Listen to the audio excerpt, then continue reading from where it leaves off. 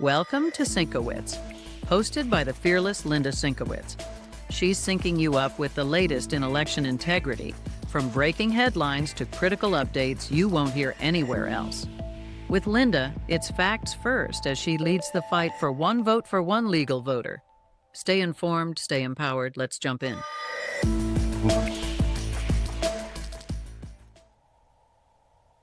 Hi, and welcome to SYNC-O-WICZ. My name is Linda SYNC-O-WICZ. I am the founder and CEO of Fight Voter Fraud. Now we're going to go into our rundown for this week. This week, our guest is Marly Hornik from RealAmerica.Vote. The states that we are going to be talking about are California, Michigan, Montana, North Carolina, Ohio, and then we're going to go to our election and voting terms. We have our trivia question, and then we're going to go to our national news, and then we're going to go to vote notes. And then, of course, at the end, you're going to have my final thoughts. So let's get right to our guest this week, which is Marly Hornik. Marly, thank you so much for coming on. Thanks, Linda. And the URL is RealAmerica.Vote, the company in the URL, RealAmerica.Vote. Okay, so we will put that up there, RealAmerica.Vote. And you have been up to so many different things, but last week you had something amazing that you were doing down in DC. Do you want to tell us about that? I would love to. Thank you. We were holding a press conference at the Hay Adams Hotel right next to the White House, where we were announcing the lawsuit that we finally filed after years of preparation and years of hunting for an attorney brave enough to take it on, because there are not very many. We filed our lawsuit against Leticia James and the New York State Board of Elections for a conspiracy against the rights of the citizens of New York State. And the rights that we allege were violated, basically, to summarize the story, the organization, New York Citizens Audit, that I had originally founded, did a lot of research and auditing on New York elections. And when we brought that information that was showing staggering amounts of illegal registration and illegal voting in New York State, leading to certification of a false tally, which is a federal offense in this government by consent nation. What happened was that the officials did not investigate, they retaliated. And when they did that, they operated in collusion, and they deprived New York State citizens of the First Amendment right to free speech. They deprived New York State citizens of the First Amendment right to petition their representatives for redress of grievances. They deprived New York State citizens of Fifth and 14th Amendment due process rights, because when they defamed, attacked, ignored, and denied our factual evidence, they were not following a due process of law. When a government official decides to alert the broader community, whether it's the government or the citizens of a state, about some potential misinformation or malicious activity, they have to know that the information is actually false. And they have to know that the activity is actually malicious. They can't just say it. It can't just be a political platform. So there's major due process violations. In addition, we are charging those officials, we are accusing those officials of defamation, voter intimidation and suppression. And finally, and Linda, this is my favorite part of the whole lawsuit. I don't think there's ever been a lawsuit filed in this country. I cannot find one. I've been searching and I can't find one. I think this might be first, where we use a 1983 action, which is to hold officials accountable, again, for deprivations of fundamental rights. And the right we are alleging they violated is the third sentence of the United States Constitution, which is the right of the people to choose their representatives. And that clause of the Constitution is so cool because it's a contract. Correct. It's a handshake right across the top of the Constitution. So it says the people choose the representatives, and the states, they determine through statute who votes. Once they pass those statutes, once those bills are inked, they can't change their mind. They can't decide that people who have false registration dates and people whose registration records are backdated and people who cannot be found in the social security databases or any bank, any like fraud prevention databases, that they actually do have a right to vote. They can't decide that. So it's a breach of contract at the top of the Constitution. And I know, Linda, you feel the same way I do. And probably all your listeners feel the same way, which is like, it feels like we're in breach of contract. Because if the sentence of the Constitution is broken, how does any of the rest of it function? And that's what we all want to know, because it feels like it ain't functioning, right? It's just not working. And so that's our lawsuit. I couldn't be more proud of all the people who worked over years and years.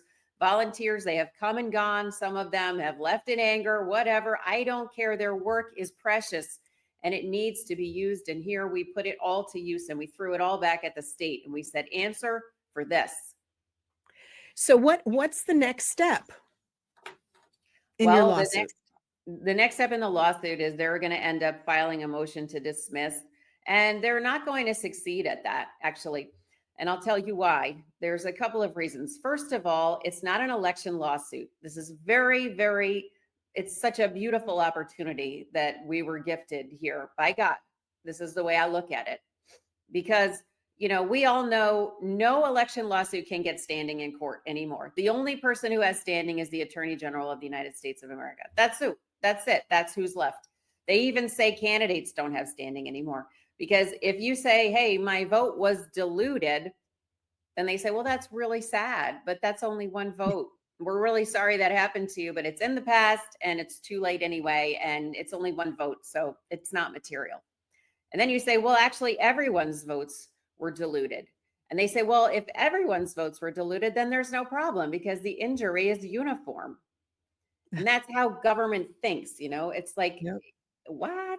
So there's actually literally a line in the lawsuit that says, apparently, if everyone is murdered, no one is really dead.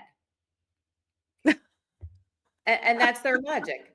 So this lawsuit is not an election lawsuit because that's a loser.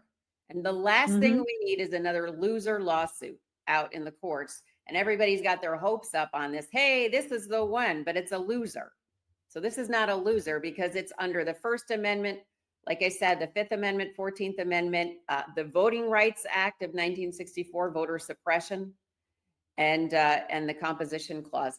So first of all, we have standing because those are all incorporated protected rights, no question. And there's no question that there are justiciable questions of law that they can't decide just by waving another wand, right? They waved a wand over 5 million election irregularities, and they can't wave a wand over how they treated citizens. So that's not going to work. We're going to have standing. First reason we win. Second reason we win is because this is all in their own words and in their own, they spoke it and they wrote it and they signed it. Like they literally had a meeting. The State Board of Elections had a meeting where they said, we have to go on the offensive against these people. We can't give them any oxygen. Is that show me a better way to describe voter suppression than we can't give them any oxygen? That's literally a blanket over the air, right? Oh yeah. So they're toast. But the issue there, of course, it's going to be a battle. Don't get me wrong. It's not just like puff, but we will never, ever back down from this. Our arguments go all the way back to the ratification debates, and their philosophy is shallow and narrow. And it's honestly, it's trivial. It's facile. Their philosophy and their logic is we say so. That's literally it. We say so, and we prefer these policies, so eat it. But that's not going to work against RealAmerica.Vote. We don't act like that. We don't tolerate that because these people are destroying creation. I work for my country and I work for my creator. And that's the same creator of all of this glory that we see when you open your eyes in the morning and you think, holy cow, I'm here again. So that's why we're not going to lose. They're going to lose. Well, I am just so proud of what you have been able to do and thinking outside of the box, which is what you needed to do. We have a lot of people asking how come, all the stuff we've tried to do with people, double voting and illegals and nothing moves forward. And you're right. Anything that has to do with election law isn't going to make it forward. But I love how you came up with how to show what really happened. That's amazing. Well, this was key. And there are so many really, really patriotic and wonderful, brilliant attorneys that have worked on this, and they've never really left the box. And I think that's just part of the training. I've worked with so many attorneys now that I truly admire. And I'm so grateful to have had the opportunity to learn with them and work with them. But somebody had to get us out of the box. We had to stop arguing about the damn yellow postcards. Excuse my French. You can't solve this one record at a time because it's not voter fraud. And I know that's your thing. And I don't mean to, disparage fight voter fraud. We have to do all of it. But this is election misconduct. It's not got anything to do with the voters. Now, there are voters cheating, and I know Rasmussen had their work, and I admire all of that. But a lot of what we're looking at here has nothing to do with individual voters. It is election misconduct, and it is a breach of contract. They're not allowed to not do their job. Right. And the certification, when they knew what they were certifying was not accurate. Well, maybe they didn't. I have no idea. I'm not in any of their heads, thank goodness. But, they're not allowed to not know either. If you certify something, and I ask this question all the time, it's like, okay, for example, let's say, some of the facts that are in this lawsuit, right? And there's so many, we could go into a million weeds and, who has the time? But, the 2020 election was certified. When that was certified, we got the records in October of 2021. There were 108 people in New York State who were recorded as having double voted. In 2023, there were 226,000 people recorded as having double voted in the 2020 election. So I have a question for the Board of Elections. If it was accurate when it was certified, why did it change? And if it wasn't accurate, why was it certified? Because that's, again, I don't know. Do I know if they knew? I have no idea if they knew. But when we tried to talk to them about what we knew, they didn't want to hear about it. They went on the warpath against the citizens, sending letters all over the state, launching a criminal investigation into people who were actually voting. Linda, a lot of people don't understand what it means to vote according to United States Congress. If you go in the Voting Rights Act and you read the definition of the word vote, it includes having your vote counted in the appropriate totals of votes. So that means that you have the right, and you have it under NVRA, you have the right to know that your vote was counted appropriately. That means there has to be transparency and there has to be accountability if it wasn't counted appropriately. So all we did was vote, and all they did was attack. Okay, so here's a question for you. Your particular lawsuit, could that be done in any state? Well, that's an interesting question. There's another lawsuit that we're actually filing today, if you can believe it, because I can believe it. There's no time here. We don't have time to play. And one of the things I said at the press conference, life is not a game. And our children's future, our own lives, our security, these are not a game. They are a gift. And it's our job to defend them right now and powerfully. So today we're actually filing an amicus brief in the lawsuit that the DOJ has against New York State. And we argue a lot of information and evidence. What they're trying to do, the DOJ asked New York State for the comprehensive voter list, including the personal identifying information of the voters, the social security numbers, driver's license numbers, all this. And the state says, oh, no, you can't have that. That's federal overreach. So we filed an amicus brief explaining very carefully and thoroughly to the judge and the state, heck no, this is a federal record and you have to fork it over. And by the way, here's 5 million reasons why you better do it quickly, because the DOJ wants people to vote fairly and you need to be audited.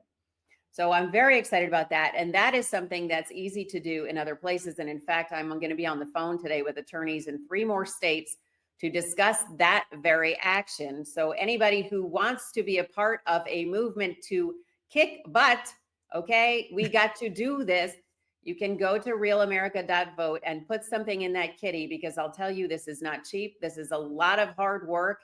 And show me the alternative. The alternative is unacceptable. We did it already. We've been through a civil war. It's horrific. The $50 you put in now to save your great grandchildren's security is worth it. So kindly do help us with that. Absolutely. Well, Marly, I want to thank you so much for all you've done, all you're doing, and I look forward to this next lawsuit that gets out there. So thank you so much for coming on. We really appreciate it. Thank you, Linda. Thanks so much. And you're just kicking butt too. So we all love you. Thank you, Linda. Thank you. All right, we're going to go to a quick break and we'll be right back. At Fight Voter Fraud, we work to ensure every legal vote is counted, and no unlawful vote ever diminishes the voice of we the people. We're fighting for you in courtrooms and communities nationwide to protect transparency, accountability, and fairness in every election. Our mission is simple: one vote for one legal voter. This is our country. This is our vote. Let's protect it together. Hi, and welcome back to SYNC-O-WICZ. I'm Linda SYNC-O-WICZ, and our guest was Marly Hornik. She is absolutely one of my heroes for election integrity. I want to thank her again for coming on our program. So we're going to go to our first state, which is California.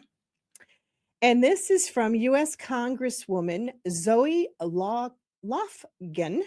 She's California's 18th District Democrat.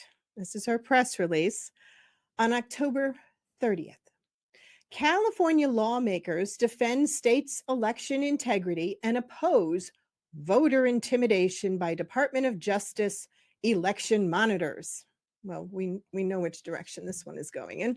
So they had 41 Democratic members of Congress for California are defending the Golden State's, get this, transparent and secure election system, while denouncing the use of election monitors from President Trump's Department of Justice to intimidate voters. Right there kind of gives you an idea of where this is going here. I was just like, when I was reading it, I was just like, oh my God, what's that phrase? Gag me with a spoon. Remember back in the 80s, California came up with all these different things. It was just, oh my God, and trying to read this. So the DOJ wants to have monitors in 5 of the California counties. And the Dems are literally freaking out over it. Oh my God, can't do this. Wait a minute, this is the same state that gives CDL licenses to anyone that breathes. You don't have to speak English. You don't have to be American. You want a CD license, cough up the money, and there you go. You got it. So anyway, for those of you who want to actually read the article and could stomach going through it, including the Congresswoman's letter, read it at your own peril of losing your sanity. Tell you, starting off with one that is so far left, like I said, you're upside down. That's how far left that one was. So as far as I know, they are having the monitors there. They need to. All right, now we're going to go on to Michigan. Michigan, this is from Truth Out from October 29th, 2025. So we're going to go the other direction. Michigan Republicans want to share the full voter roll with Trump administration unredacted. Now, remember back a few months ago, we talked about this. Michigan basically flipped the bird at the Department of Justice and said, we're not giving you the voter rolls. And then they ended up giving some of the stuff, but they redacted everything that was necessary and asked for. So now we have 23 Michigan House Republicans have signed a resolution calling for the Secretary of State, Jocelyn Benson, to share the state's complete voter rolls with the Trump administration without redactions of potentially, get this, potentially sensitive identifying information. What is the last four of your social security number, or, the last part of your driver's license number? I mean, come on. So the Department of Justice sued Michigan for only giving the redacted voter list. The House Election Integrity Committee calls for the Secretary of State to share the unredacted information with the feds. Now, the committee approved it 6-3 along party lines. Now, if you recall, this is the same Secretary of State that refuses to share the election manual information with even their legislature. So that's kind of crazy. And she's running for governor. She's running for governor. Now we're going to go on to Montana. Montana, the source is the Daily Montanian, and this is from October 30th, 2025. Attorney General, anti-dark money ballot initiative doesn't meet legal requirements. So Transparent Election Initiative seeks to limit powers of corporations to spend money on elections, campaigns, or candidates. Now, the Montana Attorney General, Austin Cudson, rejected a ballot initiative seeking to limit the power of corporations to spend money on elections, saying it doesn't meet their legal review. Now, the proposal ballot means number 4, known as the Montana Plan, would amend Article 13 of the state constitution to redefine the powers of corporations, certified non-persons under the Constitution, to state that they no longer have power to spend money, quote, or anything of value on elections or ballot initiatives, unquote. So Jeff Manigan, he is the founder of Transparent Elections, expected pushback, of course. Cudson's office considers it legally inefficient and of, quote, significant material harm, unquote, to business interests. Notice that? Huh? Okay, so Manigan says it strays into policy and predictive litigation. The AG's office went too far. The review is supposed to be a technical gatekeeping function. But if you end up reading what they put, it means, it's going to end up having it go to litigation, and it's going to cost us X amount of dollars to hire someone to go through the paperwork and to do all this other stuff. It's off track. So let's hope it actually does get reviewed. And kudos to Jeff on that. Keep it moving forward. Now we're going to go to North Carolina. North Carolina, this is from the Citizen Times on October 30th, 2025. Madison County Board of Elections votes to scrap 2 early voting sites beginning in 2026. So the residents are voicing concerns after Madison County Board of Elections voted to scrap 2 early voting sites beginning with the primary election in March of 2026. The 5-member board, which has 3 Republicans and 2 Democrats, voted 3-2, again on party lines, to reduce the sites from 3 to 1. So the reason is for a cost savings. And they've had low turnout. The D's claim it's voter suppression.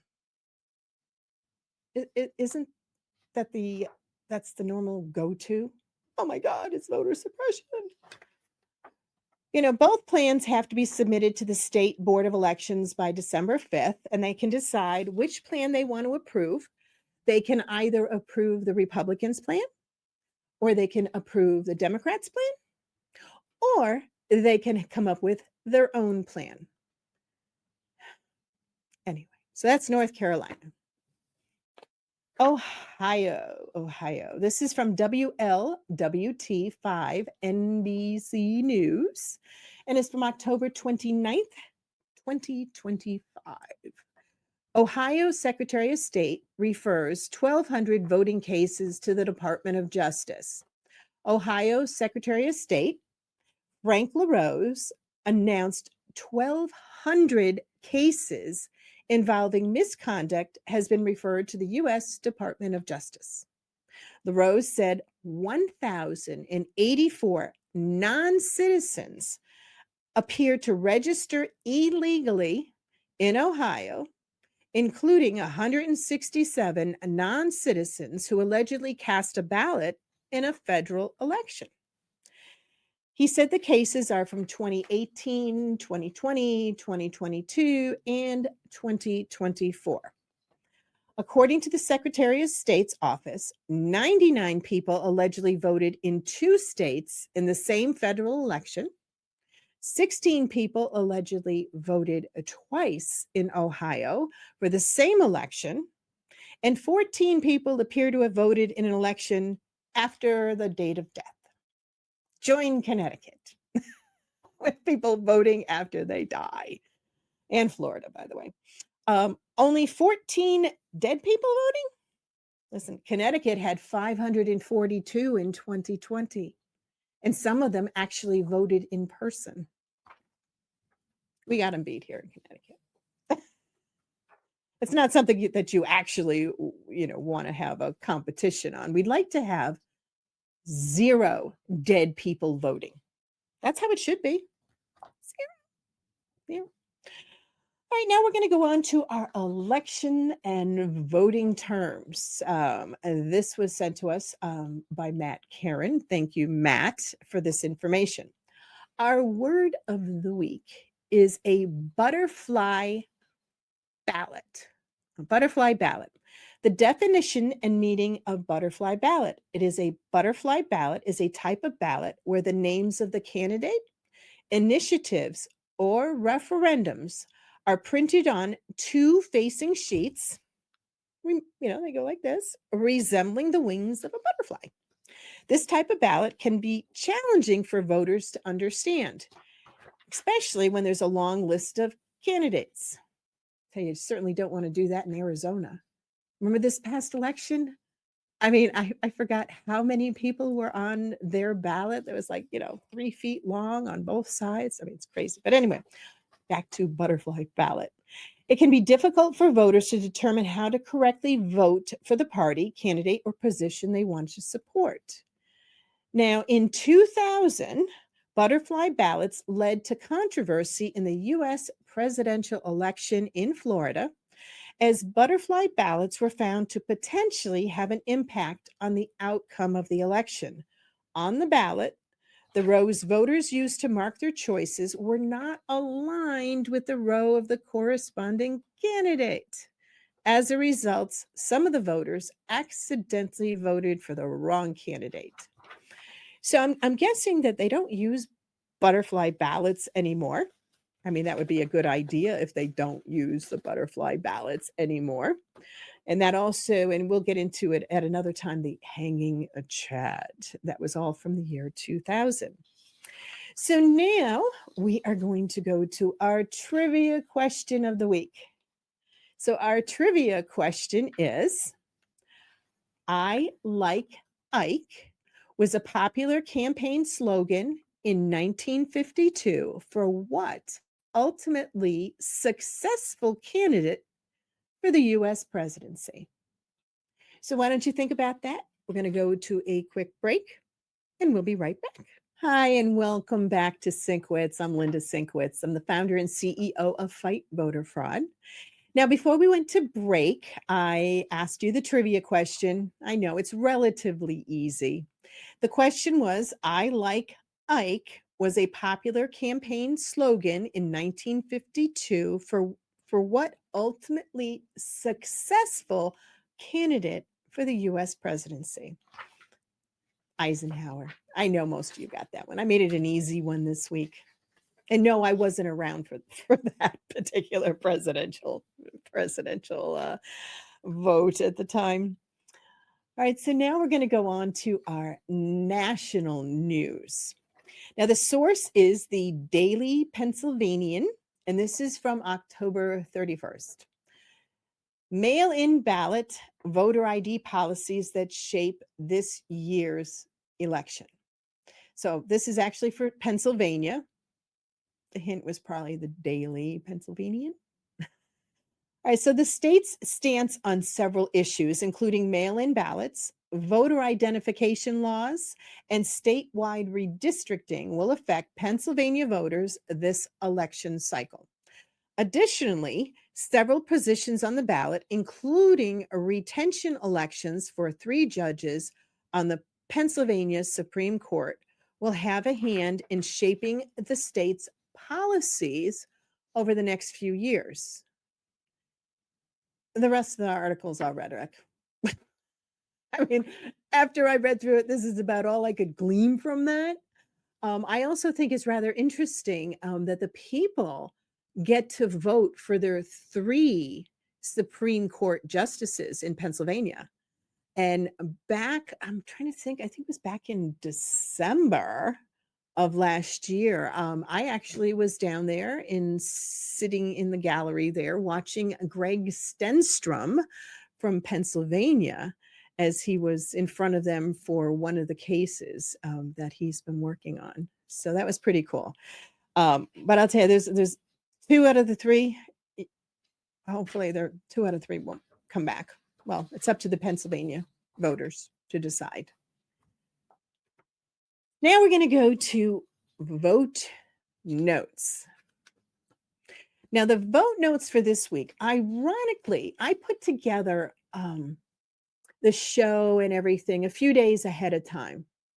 And I had something else that I was going to use as the vote notes, which the vote notes is when there's a lot more of a story to it, that it would be too long for us to talk about here on the show, that we encourage you to go to the website, click on vote notes, and you'll get the full story on this. This one here happens to be about Nevada lawsuit and Nevada Supreme Court. And it's my friend Andy Thompson. And he is actually a pro se litigant on this. He's brought it forward, which pro se means he is bringing this forward without an attorney. I mean, it's phenomenal. I know Greg Stenstrom has helped him a lot with this, but the fact that Andy is pushing this forward, and if you want to read about it, it is absolutely worth reading that something is absolutely being done in Nevada. They have some huge, huge issues in Nevada concerning their voting and their voter rolls. So now we've come to my final thoughts. You know, sometimes I have a lot of things on my mind before I come on the show, and other times, blank screen here. But no, I have my opinions on things. I am really, really hoping that for Election Day, that people have made the correct choices across the country. Not everybody has voting going on right now.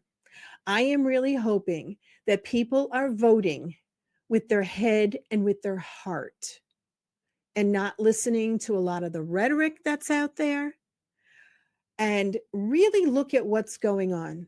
Like I said, we try to stay nonpartisan. It's very difficult at times because I really do believe my commander-in-chief is doing an absolutely phenomenal job.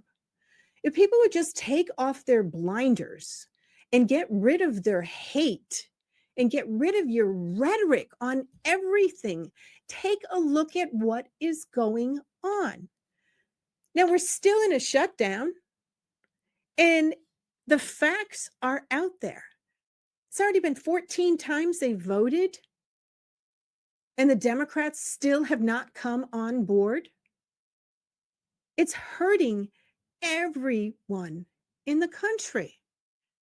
Meanwhile, they're saying how it's the Republicans' fault because they won't let $1.5 billion to pay for illegals to keep them on Medicare and keep funding all this other crap that they've stolen from the American people for how many years? Decades. Our tax dollars. That's what Doge was all about, by the way, starting to show what's going on. And if people think that Doge has stopped, no. Just because Elon's not there does not mean that Doge has stopped. We need to be shining the light on all of this. So we also need our government to be opened up, and then we can have conversations. But I'll tell you one thing, there is no way any American should vote for giving money to illegals or some of these other things that have gone on for decades.